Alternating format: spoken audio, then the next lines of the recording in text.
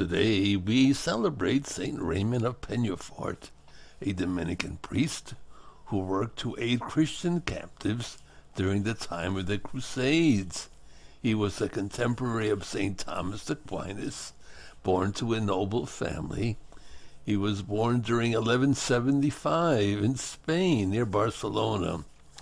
He was a smarty pants, so he advanced quickly, had a gift for philosophy that he was appointed to teach in Barcelona at the age of 20. As a teacher, the young man worked to harmonize reason with the profession of the Catholic faith and morals. Around 30, the Spanish scholar went to study secular and church law in Bologna, Italy, and there he earned a doctorate and taught until 1219, when the Bishop of Barcelona gave him an official position in the diocese.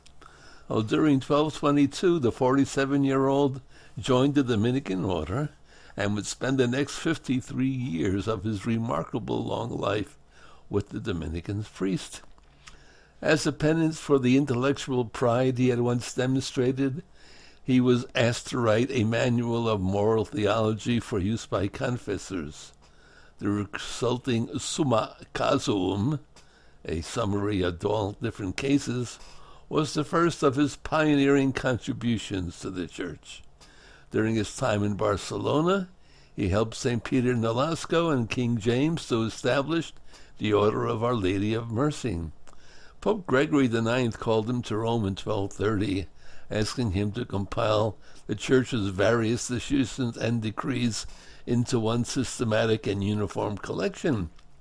The resulting 5 books served for centuries as the basis for the Church's internal legal system. He was chosen to lead the Dominicans, though he did so for only 2 years due to his advancing age.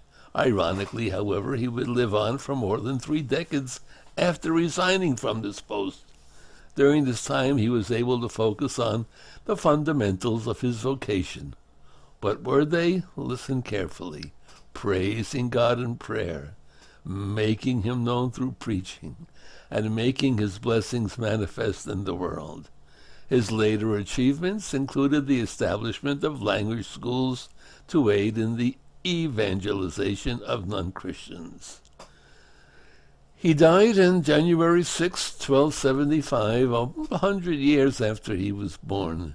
He was canonized by Pope Clement VIII in 1601. So there you go. Saint Raymond of Penyafort, great saint, a great man. I have to tell you, though, about one of his most famous miracles. He was a confessor for King James, and while on the island of Majorca to initiate a campaign to convert the Moors, the king brought his mistress. And so St. Raymond said, "You can't do that. You must dismiss this concubine." The king refused to do so, and finally the saint told the king he could remain with him no longer and made plans to leave for Barcelona. But the king told Raymond, "You can't go," and threatened punishment to any ship captain who dared to take him. So Raymond and his Dominican companion went down to the seashore, where Raymond took off his capa, the big long cloak, and spread one end of it on the water while rigging the other end to his walking staff.